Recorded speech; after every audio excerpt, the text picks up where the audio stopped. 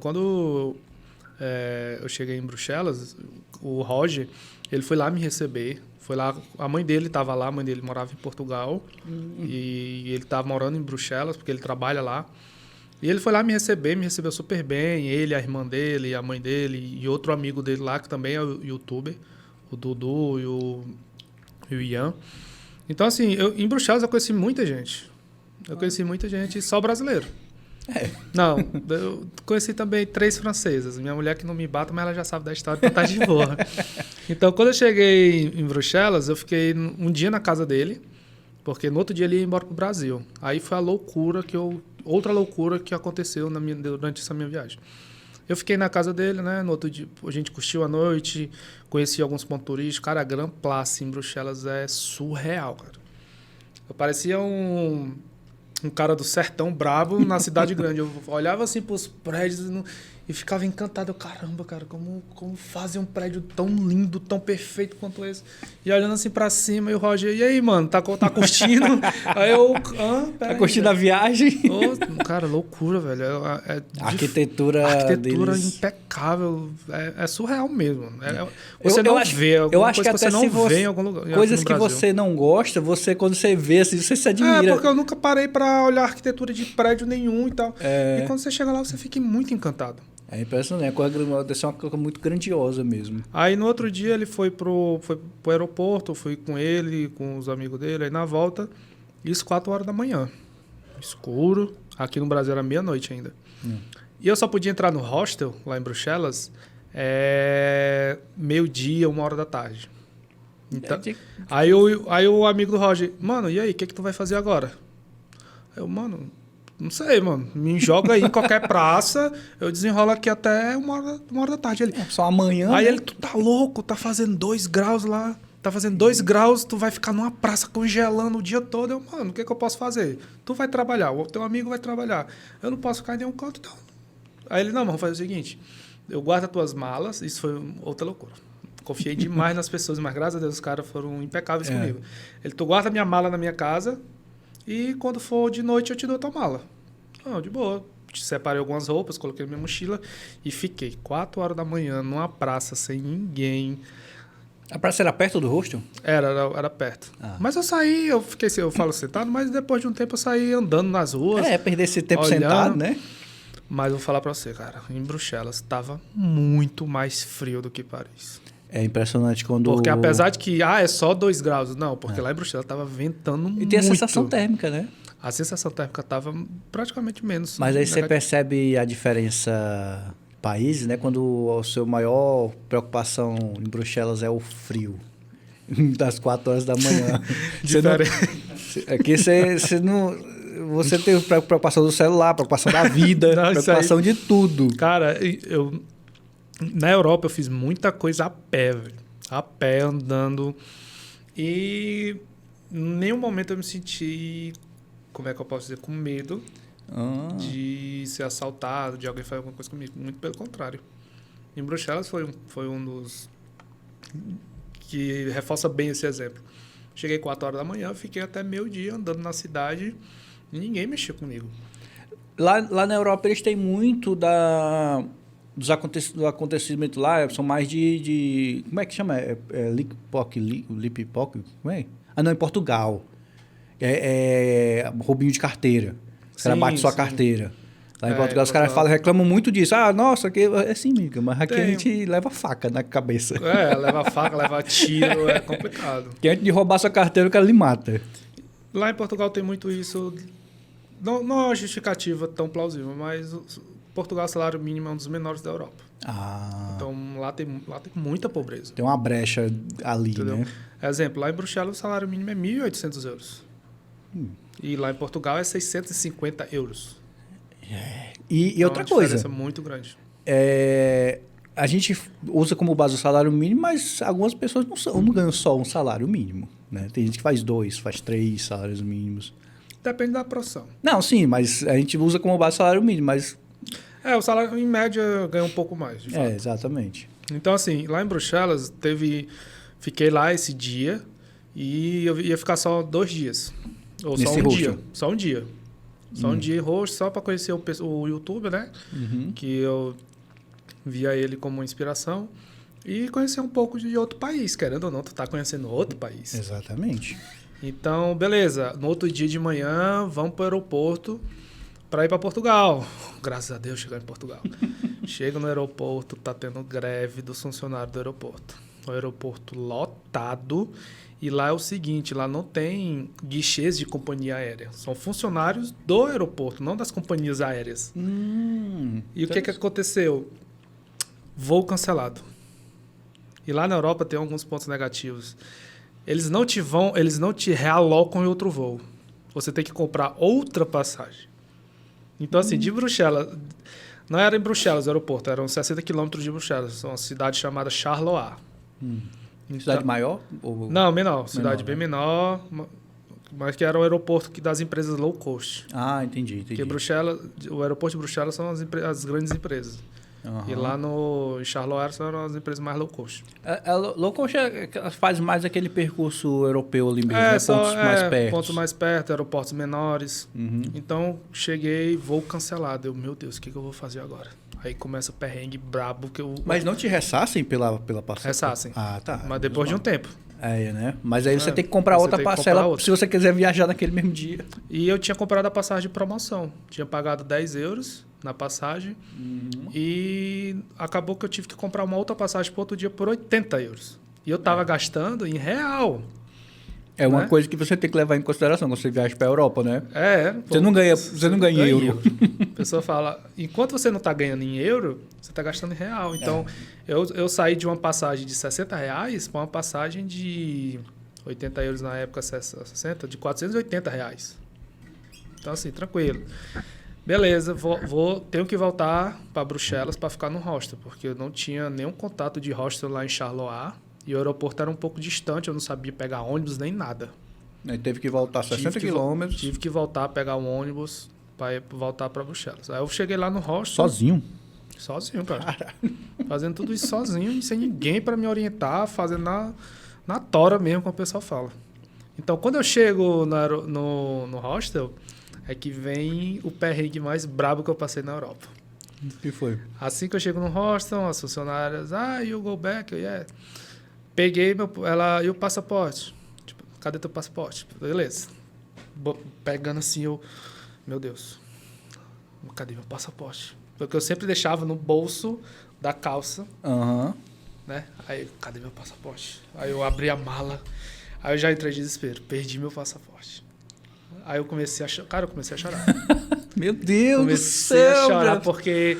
Tá maluco. A única coisa que você não pode fazer, mas viajar é perder o passaporte. Cara, se eu saísse de lá e uma guarnição me abordava, se aparece aquele cara lá da França que achava que eu não era brasileiro, chegar pra mim pedindo minha identificação, eu ia ser preso, cara.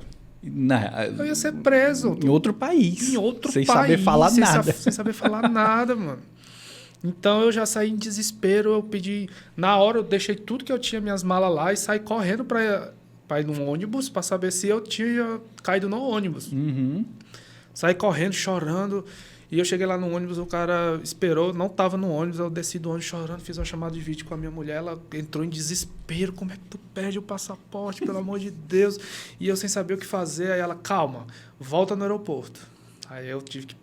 Tudo isso gerava muito gasto, porque eu estava gastando em real, né? Então, assim, 15 euros não é 15 reais. 15 euros na época era mais de 70 reais. É cruel. Beleza, volto no aeroporto, isso a viagem toda chorando, pedindo a Deus e o desespero. Eu já pesquisando o que poderia acontecer se eu não achasse meu passaporte.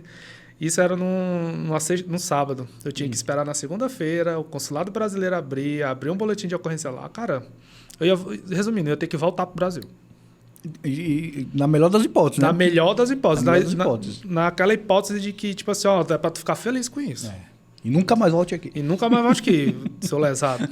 Aí aconteceu o quê? Quando eu cheguei no aeroporto, quando eu voltei, eu fui no policial, os caras de P90, cara. Tu vê P90 só em filme, só em videogame.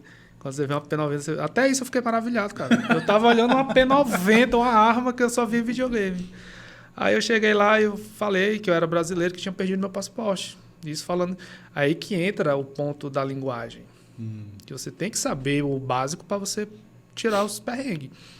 E a comunicação foi em inglês de boa. Ele perguntou se eu era brasileiro. Eu disse que sim, e ele pediu para esperar. Pelé, Anderson Silva? Só faltou ele perguntar. Ó, Anitta. Neymar. Aí ele, beleza, espere aqui um momento. Aí lá vem, cara, aquele louro do olho claro, o meu passaporte. O cara só com o teu passaporte? Com o meu passaporte. Que maravilha. Cara, só faltei dar um beijo naquele cara. Eu agradeci, abracei ele, chorando, agradecendo, valendo mesmo. E ele, não, é um prazer ajudar. É um prazer ajudar. Ele era do aeroporto, esse cara? É um policial. Ah, é um policial federal lá. Entendi. Federal lá da Bélgica, né? Uhum. Aí eu perguntei pra ele como foi que aconteceu. Ele disse que uma senhora tinha achado, né, na parada de ônibus e tinha voltado no aeroporto para entregar, porque a parada de ônibus era tipo 2 quilômetros do aeroporto. Então a senhora teve o...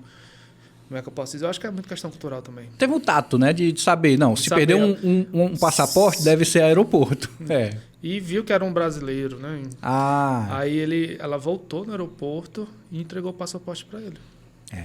Então, cara, quando isso aconteceu, glória a Deus, cara, eu chorei de alívio. Que alívio, cara. Porque eu tava aqui entalado já pra entrar em desespero. Daquele negócio, você para de sentir as pernas, né? Tudo, cara. Você tem vontade de cair no chão. Aí o lado positivo de tudo isso, conheci a neve. Em Bruxelas? Em Charleroi. Em Charleroi. Porque quando eu voltei pra pegar, né, tava tão frio, tava fazendo menos 2 graus. É que a gente tá conversando aqui, mas não tá levando em consideração que vai esfriando. Vai esfriando. Então, eu tive o prazer de conhecer a neve. Tava nevando. Então, eu passei um bom tempo, parecia um cachorro em chuva. Com a língua pra fora, querendo comer a neve. Eu acho que a sensação de todo mundo é essa, né? Eu ia perguntar, botou a língua pra fora pra ver? Não, cara, isso é clássico. Mas não gosto de nada, não. Isso era o quê? Era... meio-dia, era 2 horas da tarde? 4 Era de manhã cedo. Manhã cedo. 8, 9 horas da manhã. Aí, tranquilo. Eu peguei o passaporte, agradeci, tá, ele identificou, fiz só um termozinho lá que eles fazem, que eu nem li, cara, nem li. Só falaram... Me dá meu passaporte. Dá meu passaporte, eu voltei pro hostel. Agora, o quê? O lado bom de você ir pra hostel, porque algumas pessoas, hotel, cara... O lado bom de hostel é porque você conhece muita gente. O hostel, me explica a diferença rapidinho, assim, do hostel pro hotel. Tá, porque o hotel, geralmente, você fica num quarto reservado só seu. E no hostel você compartilha um quarto com várias outras pessoas que você não conhece. Em Paris, eu fiquei num hostel que tinha 2 beliches, né? 4 camas, em cima e embaixo. E eu fiquei embaixo, em cima tinha um japonês. E na outra beliche estava embaixo um casal de colombiano, embaixo e cima. Isso você tá me dizendo aí que é uma vantagem, mas pra mim isso é uma das piores coisas que poderia acontecer comigo numa viagem. Cara, eu não acho. Eu tenho que dividir quarto com uma galera de outros cantos. De fato... Não, quem gosta de se socializar é uma maravilha. Não, eu achei uma maravilha. Exatamente. Eu ia ficar meio... lá, o japonês lá, troquei umas ideias no Google, né? E os colombianos deu pra desenrolar, eles entendiam bem português, eles já tinham vindo pro Brasil. Então, assim, foi conversas rápidas. Até porque o hostel só serve pra você dormir. A minha ideia de hostel é essa, só pra você dormir. Foi isso que eu tava dizendo. Se for uma coisa assim, chego no canto, tenho o meu canto aqui assim, jogo minhas coisas num armário aqui. Tem um cadeadozinho e tal, tudo bem organizadinho. E vaso. Não é uma baderna, não. Apesar de compartilhar com outras coisas, tem toda uma regra. Então, eu voltei pro hostel lá de Bruxelas e acabou que... Hoje em dia, a minha mulher já sabe, a conversa tá tranquila. Acabou que eu fiquei num quarto... que tinham mais 3 mulheres. Eita! Eu entrei no quarto, não tinha ninguém, só tinha as bolsas lá. É nessas horas que o cara pensa, eu posso roubar qualquer coisa aqui que ninguém vai ver. Então, assim, eu tinha várias... Pensando como brasileiro. Aí, beleza, entrei no quarto lá, as bolsas, fiquei de boa. Quando a fé abre a porta do quarto, e risada e tal. Aí...